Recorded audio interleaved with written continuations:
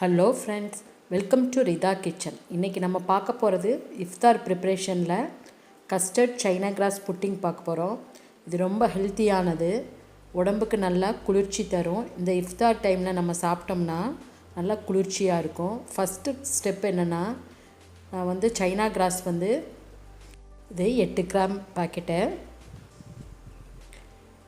இதை ஃபுல்லாக நான் போட போகிறேன்.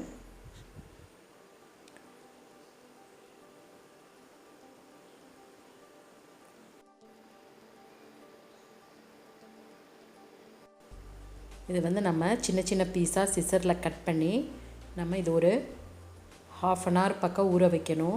இது மூழ்கிற மாதிரி நம்ம தண்ணி ஊற்றி ஒரு 1/2 hour அப்படியே ஊற வச்சோம்னா நல்லா சாஃப்டாகிடும்.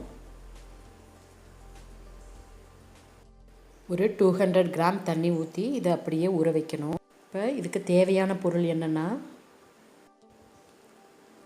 முந்திரியும் பாதாம் நல்லா சின்ன சின்னதாக சாப் பண்ணது, கஸ்டர்ட் வெண்ணிலா கஸ்டர்ட் 2 tablespoon, பால் 1/2 லிட்டர், சர்க்கரை ஒரு 200 கிராம் எடுத்திருக்கேன், நெய் ஒரு 1 டீஸ்பூன், இது சைனாகிராஸ் நம்ம ஊற வச்சது.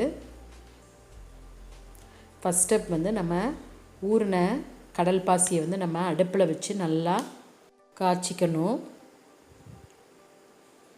நல்லா கடல் பாசி ஃபுல்லாக கரைஞ்சோன்னா தான் நம்ம பால் சேர்த்தணும். இது அப்படியே கரையிட்டோம். இப்போ நம்ம 2 tablespoon கஸ்டர்ட் பவுடரில் கொஞ்சமாக தண்ணி ஊற்றி நல்லா மிக்ஸ் பண்ணிக்கணும். இப்போ நம்ம பால் பேக்கெட் பால்னால நல்லா திக்காக இருக்கும், அதனால் நம்ம தண்ணி சேர்த்து நம்ம மிக்ஸ் பண்ணிக்கலாம். இப்போ கடல் பாசி ஊறுறதுக்கு நம்ம ஒரு 200 கிராம் தண்ணி ஊற்றிருக்கோம். இப்போ கஸ்டர்ட் பவுடர் கரைக்கிறதுக்கு ஒரு 50 கிராம் ஊற்றிருக்கோம், ரெண்டு சேர்த்து 250 கிராமு, பால் 1/2 லிட்டரு.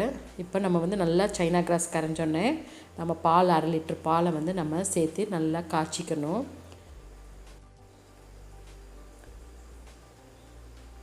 கடல் பாசி நல்லா கரையணும். கரைஞ்சோன்னே நம்ம ஒரு 150 கிராம் சர்க்கரை அதில் சேர்த்துக்கணும். உங்களுக்கு இனிப்பு ஜாஸ்தியாக வேணும்னா நீங்கள் கொஞ்சம் ஜாஸ்தியாக சேர்த்துக்கோங்க. இந்த மாதிரி சேர்த்து நல்லா ஒரு கிட்டத்தட்ட இது ஒரு 10 minutes நல்லா அடுப்புலையே கொதிக்கணும். இது நல்லா கொதித்து நமக்கு கெட்டியாக கொஞ்சம் கன்சிஸ்டன்சி மாறினோடனே நம்ம கரைச்சி வச்சுருக்க கஸ்டர்ட் பவுடர் நல்லா ஒரு மிக்ஸ் பண்ணி அது கூட சேர்த்துக்கிறணும். சேர்த்து நல்லா நம்ம ஒரு 3 minutes அதை கிளறிக்கிட்டே இருக்கணும். கிளறினா நல்லா திக் கன்சிஸ்டன்சி வரும்போது நம்ம பிளேட்டில் ஊற்றி செட் பண்ணிக்கலாம். இது ஒரு 3 minutes அப்படியே கடல் பாசி கூட சேர்ந்து இந்த கஸ்டர்ட் பவுடர் வேகணும். அதனால் ஒரு 3 minutes ஆகும். அது அப்படியே கொதிக்கட்டும். பாருங்கள், நல்லா கன்சிஸ்டன்சி மாறி வருது, இப்படியே இருக்கட்டும். இப்போ ஒரு பிளேட்டில் நம்ம செட் பண்ண போகிறோம். ஒரு டீஸ்பூன் நெய் தடவி நல்லா பிளேட்டை க்ரீஸ் பண்ணி அதில் நம்ம ஊற்ற போகிறோம். இப்போ கடல் பாசி ரெடி ஆகிடுச்சு. நம்ம இதில் ஊற்றி செட் பண்ணிக்கலாம். இப்போ இந்த கன்சிஸ்டன்சி இருக்கணும். லைட்டாக ரூம் டெம்பரேச்சருக்கு வந்தோடனே நம்ம இந்த நட்ஸ் எல்லாம் அதில் போட்டு லைட்டாக ஒரு ப்ரெஸ் பண்ணி விட்டுக்கலாம்.